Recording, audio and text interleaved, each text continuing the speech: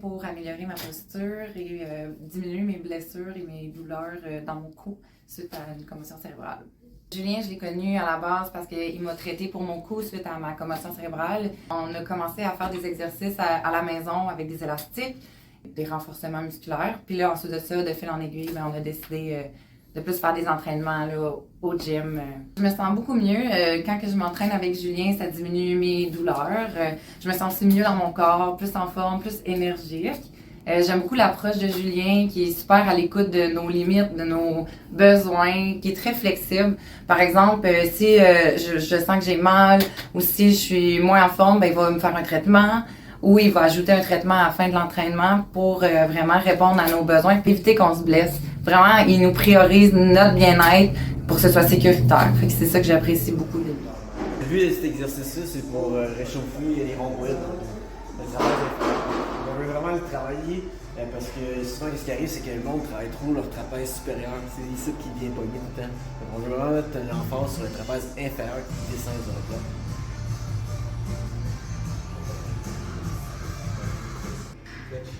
C'est parti. Donc, l'objectif avec ça, c'est que souvent, les gens ont souvent mal aux pectoraux puis au trapèze, donc on a tendance à mal forcer. Donc si tu le tiens en isométrie, ben, tu as des fortes chances de ne pas te blesser parce que la charge ne bouge pas. C'est juste ton muscle qui contrôle. Et éventuellement, on va faire des mouvements complets quand les douleurs partent, les douleurs fréquentes au cou, et ainsi de suite. L'épaule, les 5 coudes, on drive au sol. On va vraiment travailler le petit muscle ici. C'est sensible. Fait que là, ça va être ton poids. On va le porter. Là, on en fait un autre. On va aller le plus lent possible. Okay? Continue. Là, on va partir de là. Descends ça. Descends le coude. Continue. Là, hop, là. Continue. Descends l'épaule. Tu peux aller le porter. On change une grille. On va chercher. C'est ici. Et on ramène, tu peux aller un petit peu plus vite, là, en 4-5 secondes. Vas-y, ramène ce gros. C'est bon, c'est les 5 épaules, ça. Allez, on va porter doucement. On continue comme ça. C'est bon, ça va être un avancement.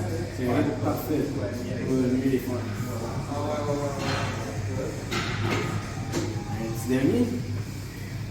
Doucement, les 5 épaules. Ramène ça. On va tenir 10 secondes ici. 1, 2, 3, 4, 5, 6, 7, 8, 9, 10. On va le porter. On va finir 3 répétitions avec la grille ici pour aller plus de grandeur sable. Comme ça? Comme ça. Ligne vers l'arrière, comme si tu ramenais. Ok? Vas-y. Encore. Voilà. Let's go. C'est ça. Good. On fait 2 autres comme ça, ok? Puis,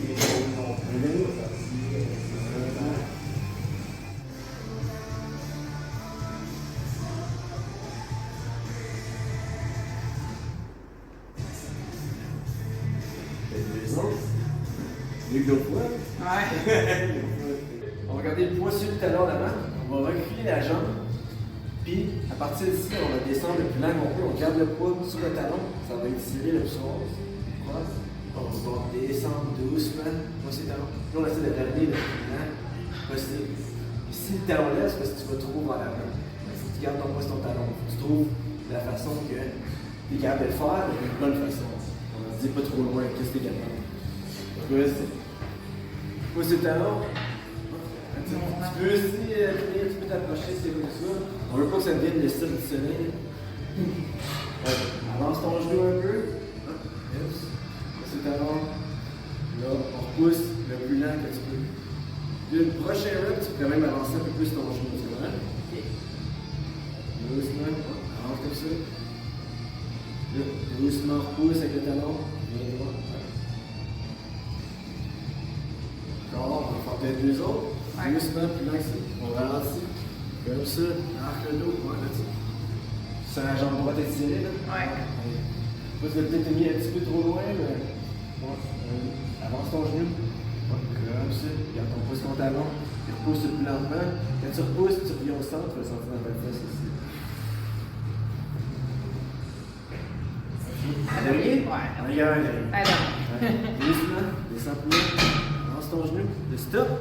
Tu repousses plus lent que tu veux. Viens au centre. Pousse par la côte.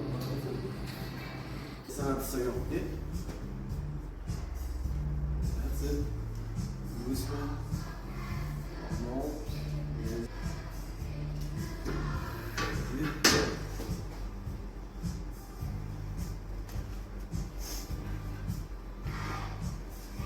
Un dernier? Alright, let's go!